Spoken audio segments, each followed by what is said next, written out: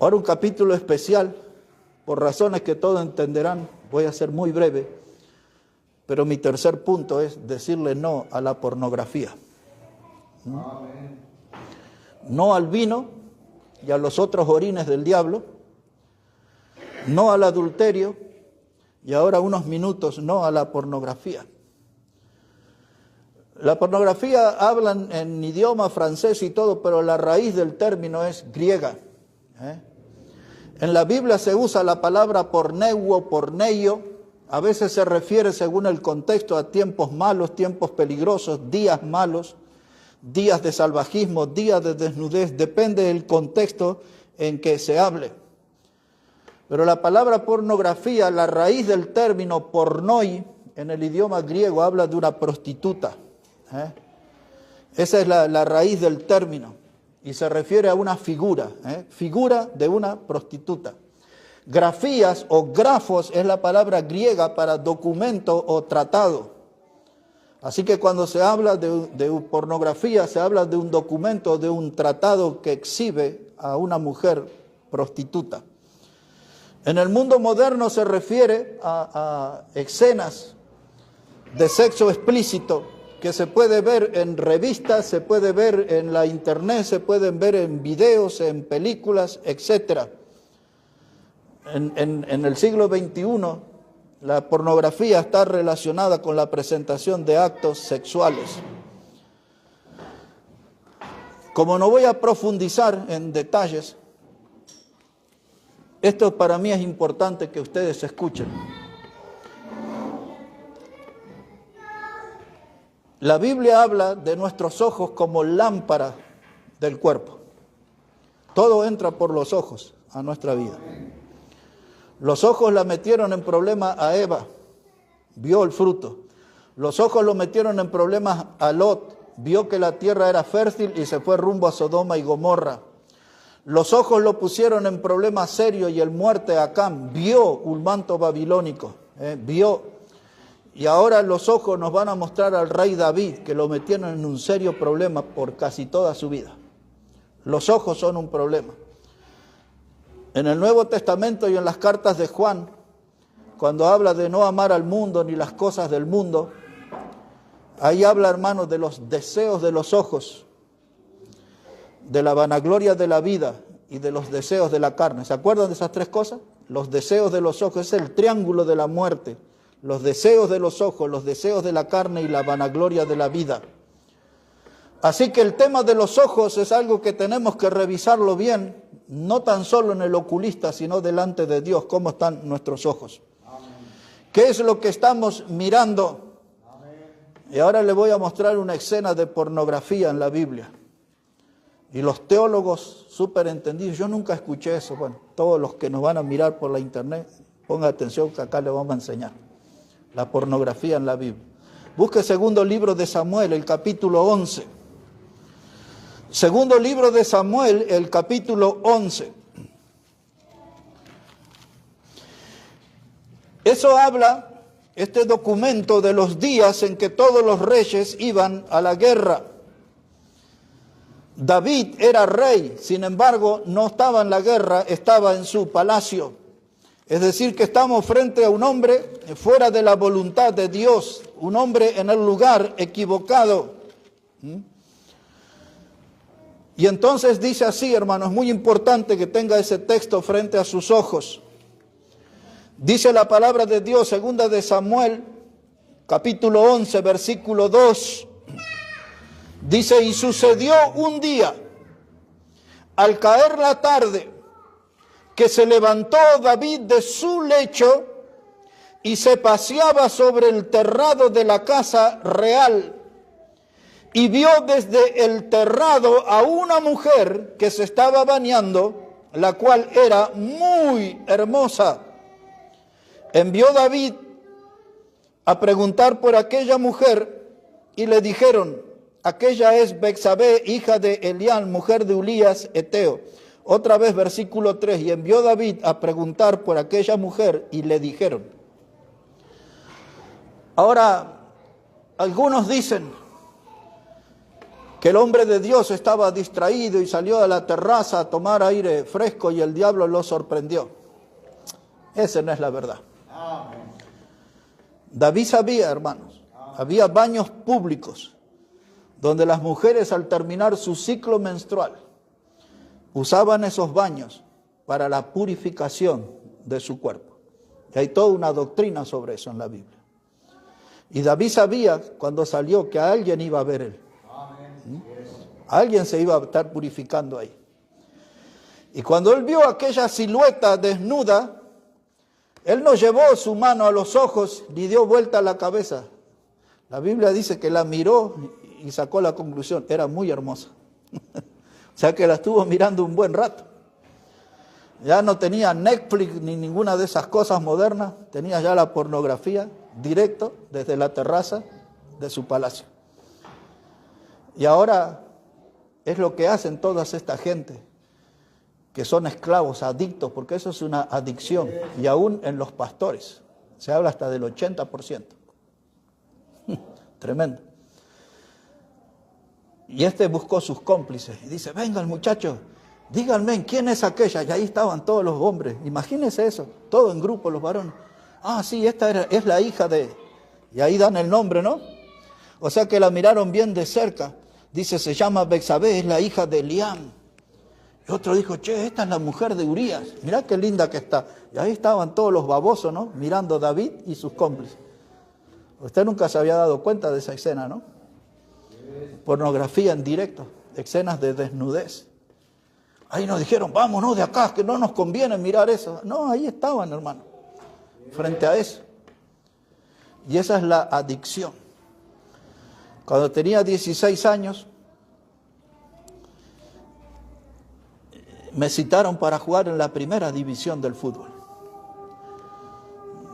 Los compañeros que ahora yo tenía, que eran mucho mayores que yo, muchos de ellos eran famosos. Y los martes salíamos del entrenamiento en el centro de la ciudad. Yo tenía mi pelo largo, todo enrulado, así todo. Así que salía todo mojado, señal de que habíamos entrenado y nos habíamos bañado. Y con nuestros bolsos ahí, un cuarto de plantel, medio plantel, todos entrábamos al cine. Yo tenía 16 años, eran películas para mayores de 18. Pero en el grupo, y ahí estaba yo. Y empecé a ver cosas que no tenía que ver. Y iban a hacer cosas que me iban a marcar por toda la vida. Ya pasaron casi 45, 46 años de eso. Y puedo recordarme entrando al cine con ese grupo de futbolistas, sentarme y las cosas que vimos. Y esas cosas no me hicieron bien. No me enseñaron buenas cosas. Ahora nadie me enseñó que eso no estaba bien. Y mis compañeros, todos ellos que eran grandes y famosos, algunos, ahí ellos estaban regocijándose en lo prohibido, deformando las mentes. Y hermano, todo esto no es bueno. No puedo profundizar mucho más en el tema, pero quiero proponerles con la Biblia que frente a eso, porque yo no sé qué es lo que se ve en esos canales que hablan tanto de Netflix y de cosas modernas. ¿Qué es lo que ve usted y qué es lo que están viendo sus hijos? ¿Qué clase de los niños de 12 años y 13 años? Y aún gente de los niños de nuestra iglesia ya me han contado tiempo atrás de lo que ven sus compañeros y lo que le invitan a ver sus compañeros. O sea que todos tenemos que estar acá con los ojos abiertos.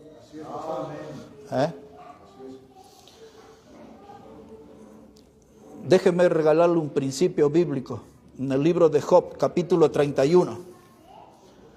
El libro de Job, el capítulo 31.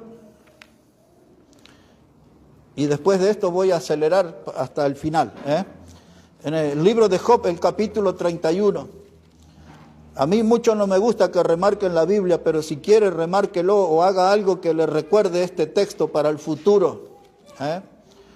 El libro de Job, el capítulo 31, el versículo 1, mire cómo dice la palabra de Dios.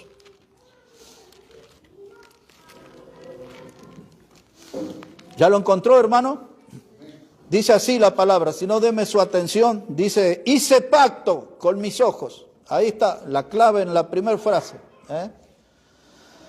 Dice Job, hice pacto con mis ojos.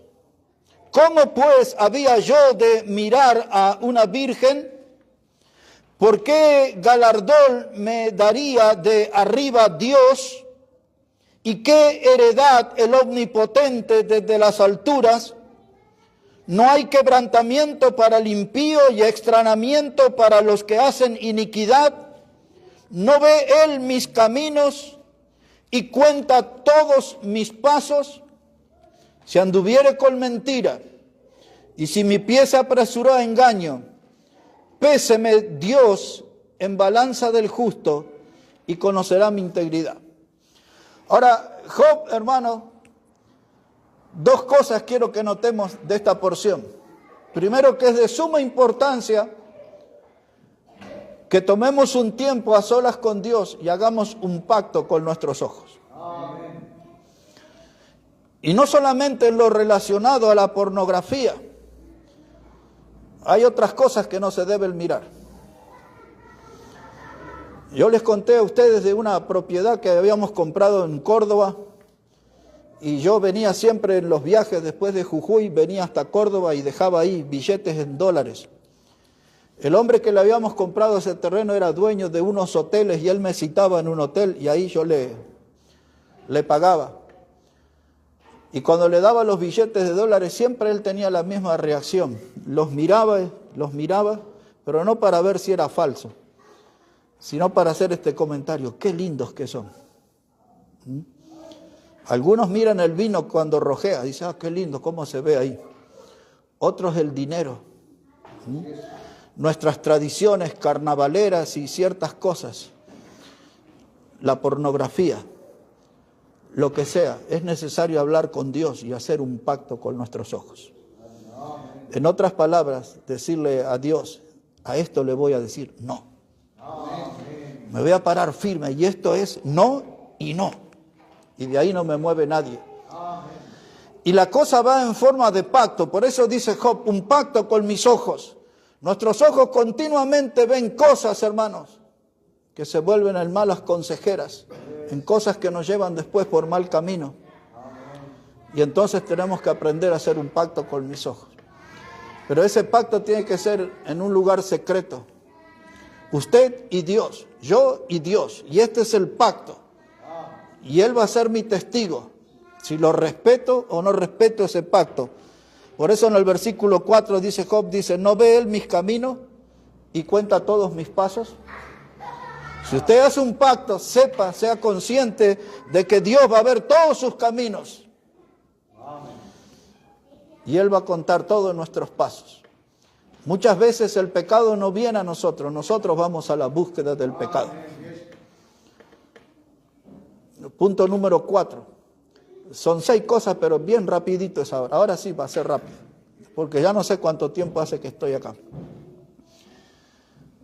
Pero ahora, una oferta, 3 por 1. Que podamos decirle no al camino de pecadores. Que podamos decirle no al consejo de los malos. Y que podamos decirle no a la silla de escarnecedores. 3 por 1. Salmo 1, hermano. Busque ahí, está cerquita. Después de Job viene Salmo. Salmo 1. Versículo 1. Dice la palabra de Dios. Salmo 1, verso 1. Dice, bienaventurado el varón que no anduvo en consejos de malos, ni estuvo en camino de pecadores, ni en silla de escarnecedores se ha sentado. Todos sabemos la palabra bienaventurado, muy dichoso, muy feliz significa. Ahora usted va a ser feliz en su vida si no anda en consejo de malos. Si sigue el consejo de los malos, va a andar mal en su vida. Hermanos, estos son 3 escalones de la maldad: consejo, camino y silla. Consejo, camino y silla. 3 escalones de maldad. Vamos al primero, consejo de malo. Significa que el origen de ese consejo es una fuente de maldad o del maligno. Consejo de malo, el origen de ese consejo es la fuente de maldad o del maligno. Mucha gente mala en las iglesias quiere enseñar a los jóvenes acerca de familia, matrimonio, y cuando revisamos su historial están separados ellos. ¿Y de qué va a enseñar? Si él le fue mal, ¿qué le puede enseñar a los otros? ¿Cómo deben hacer?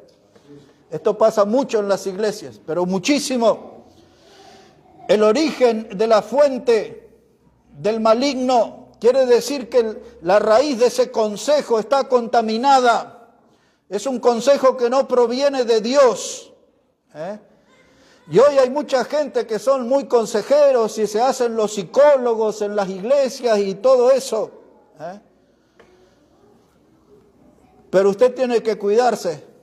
Y la Biblia dice, usted va a lograr ser feliz, pero tiene que lograr no andar en consejos de malos. No escuche voces que no están originadas en la palabra de Dios. Cuando llegamos al año 2000, gritaban por todos lados que era el final del mundo y no sé cuánta historia. Y por otros lados se escuchaban unas voces que necesitábamos en los púlpitos, no predicadores, necesitábamos profesionales, era la palabra que usaban. Y cuando hablaban de profesionales eran de psicólogos. Por eso muchos de los predicadores y de los pastores, muchos de ellos tienen su título de psicólogo. Y ellos le hablan y le aconsejan a la gente, pero no usan la Biblia porque su fuente es la psicología. Es una fuente diabólica. Cuando yo escribí ese pequeño libro, que en realidad lo escribí como una prédica y alguien lo publicó y explotó por la internet hasta nuestros días, ya casi 25 años de eso, que se llama La satánica sanidad interior. El título original era La epidemia de falsas doctrinas, pero alguien agarró lo que estaba en el primer punto, la satánica, y así se esparció por el mundo. No sé cuántos países anda todavía dando vuelta eso. Y la gente se escandalizaba cuando yo explicaba todo lo de los psicólogos, aún de los modernos. Y la gente decía, en los púlpitos bautistas, decían, en el tiempo del Señor se necesitaba apóstoles predicando, hoy precisamos profesionales. En el tiempo del Señor los problemas de la iglesia eran espirituales, hoy son psicológicos. Y entonces dice, usted no agarre la chancleta o la hojota, no sé qué cosa a su hijo porque lo va a traumar y todo eso. Y la Biblia dice, corrígelo con vara, no morirá. ¡Ay, salvajes que son ustedes los bautistas! Y si la Biblia dice así, corrígelo con vara, no morirá.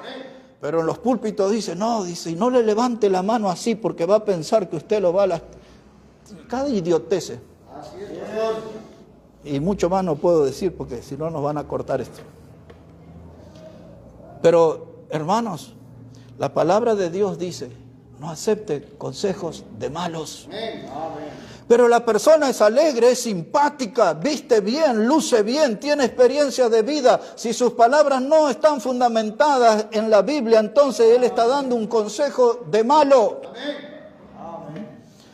La segunda cosa, hay mucha tela ahí para cortar. Ahí es donde venía eso de Atalía. Después, si ustedes quieren, pueden leer en el segundo libro de las Crónicas, en el capítulo 22, versículos 3 y 4. Esa Atalía era la descendiente de Acab y de Jezabel, y le enseñó a su hijo, el rey Ocosías, y lo llevó a la muerte. Dice que lo aconsejaba para pecar, para hacer mal. Exactamente dice la Biblia que lo aconsejaba para actuar impíamente.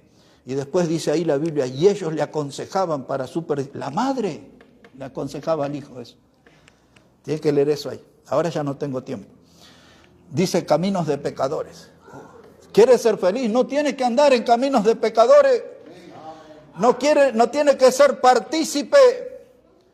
Cuando yo expliqué 1 Timoteo 5:22, que dice, no impongas con ligereza la mano a nadie. Segunda parte dice, ni participes en pecados ajenos. Y aquí en esta iglesia se debe aprender, porque hay gente que participa de pecados ajenos y encubre pecados ajenos. Y estoy diciendo eso sin tomar la bebida de Vidal, Si tomo eso no sabe las cosas que diría. Pero dice la Biblia, no participe. Y después dice, consérvate puro. ¡Wow! Ese es el desafío, consérvate puro.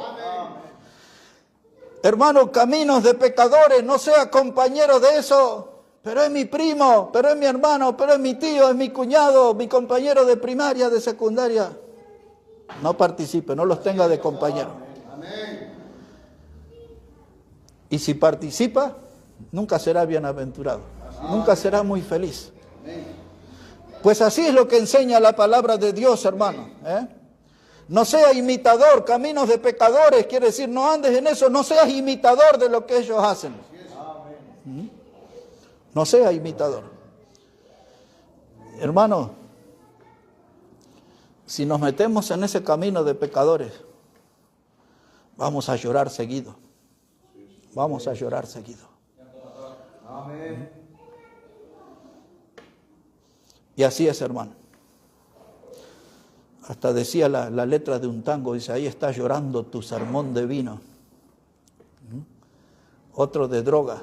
Se drogan, se emborrachan y ahí andan llorando en la oscuridad. Caminos de pecadores. La tercera dice, hermano, sillas de escarnecedores.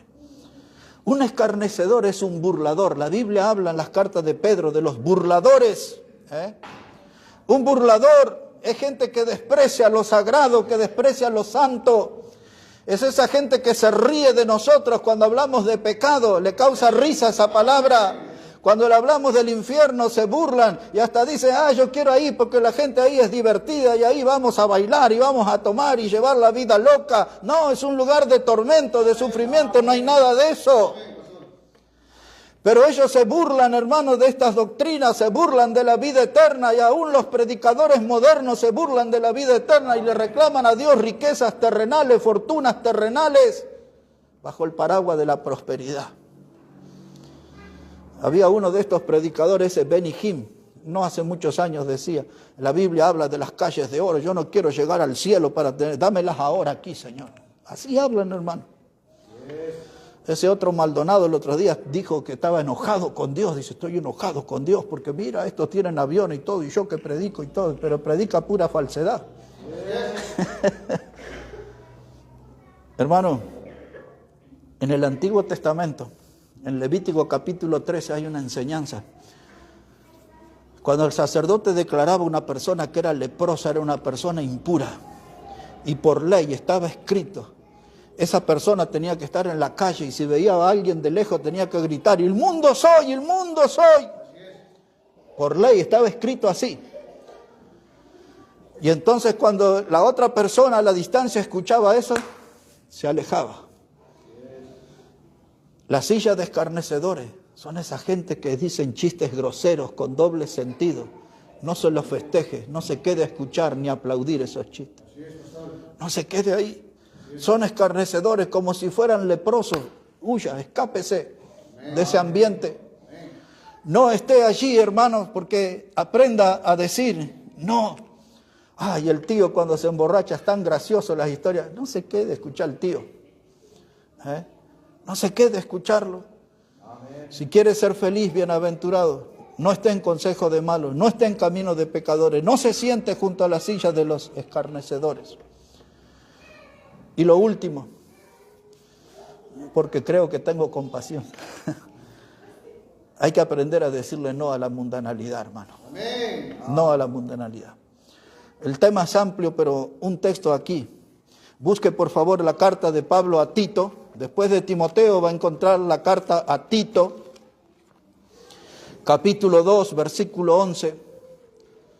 Este versículo es tan importante para mi vida que la iglesia que pastoreé por 26 años, cuando usted entraba ahí, tenía un cartel ahí enorme en la puerta que decía este versículo 11, la gracia de Dios se ha manifestado para salvación de todos los hombres. Eso dice acá Tito 2:11, Tito capítulo 2, versículo 11. Dice, porque la gracia de Dios se ha manifestado para salvación a todos los hombres, enseñándonos que renunciando a la impiedad y a los deseos mundanos, vivamos en este siglo sobria, justa y piadosamente, aguardando la esperanza bienaventurada, la manifestación gloriosa de nuestro gran Dios y Salvador Jesucristo. Eso habla, la esperanza bienaventurada es el regreso del Señor, el arrebatamiento. Hoy le dije que hablaba de escatología y de todas las doctrinas acá. Pero quiero que note esto en el versículo 12, que es lo que enseña la gracia de Dios.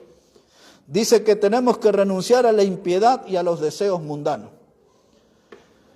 Dios, hermano, no puede probarnos más allá de lo que podamos resistir. Así enseña en 1 Corintios capítulo 10.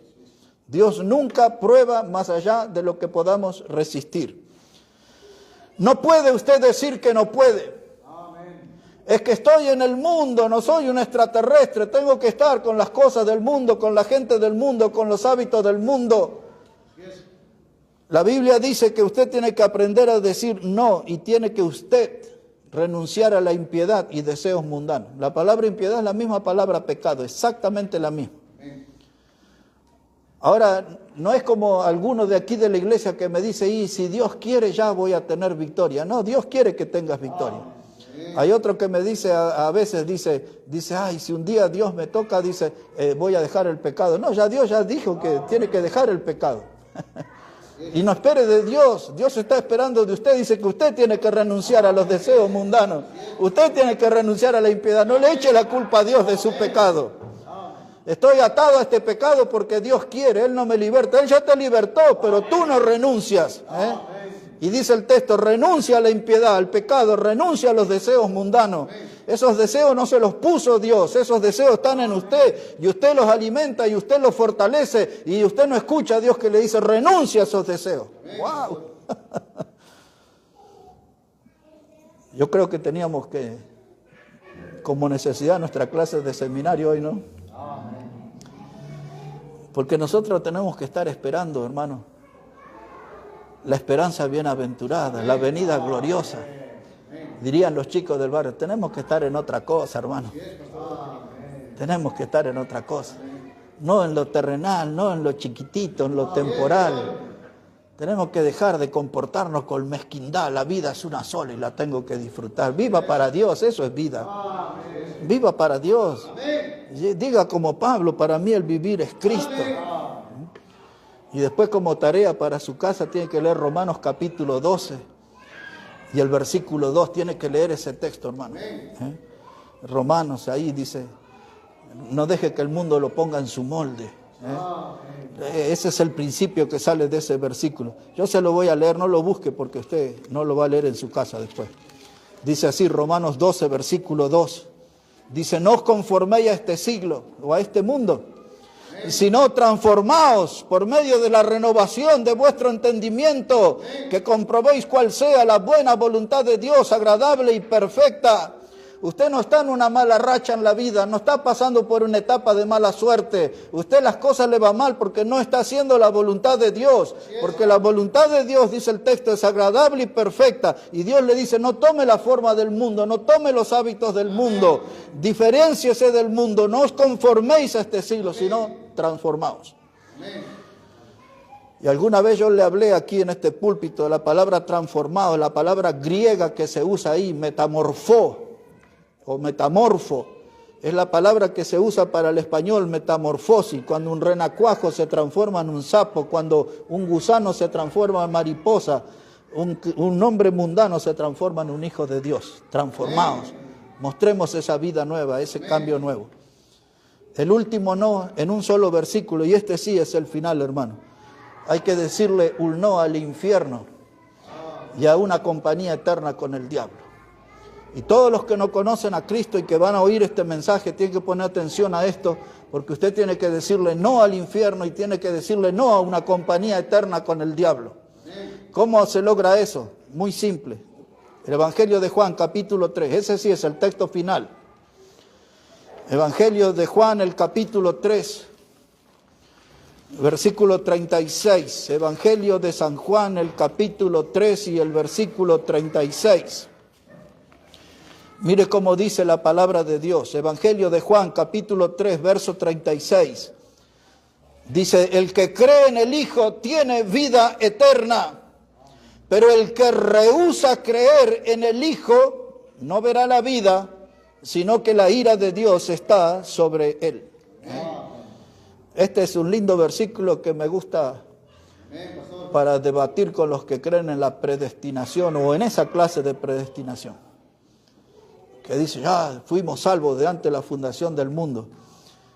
Aquí usted no fue salvo por un sorteo divino, por una lotería celestial.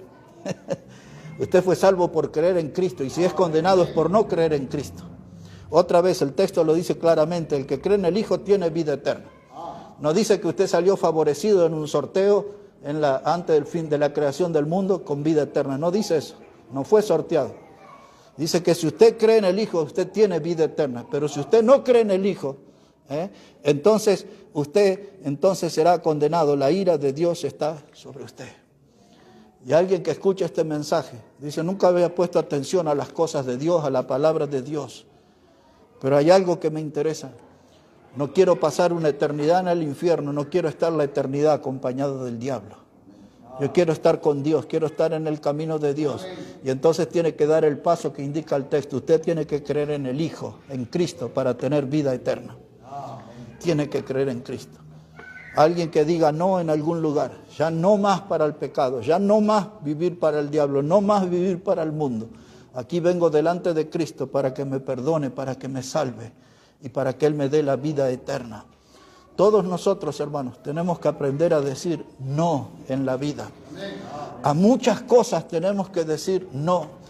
Esas dos letras, la N y la O, no, nos hablan de un límite, nos hablan de un punto final, nos recuerdan una línea que no podemos traspasar.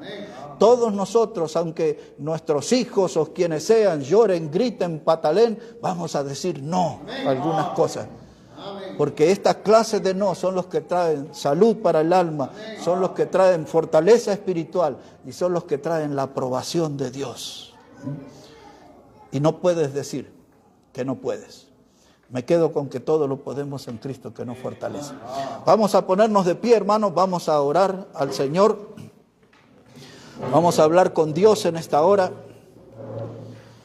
Y gracias porque su palabra fue abierta. Y gracias porque Dios en su palabra nos dice tantas cosas que a nosotros no nos gustan, pero cuánto bien que nos hacen.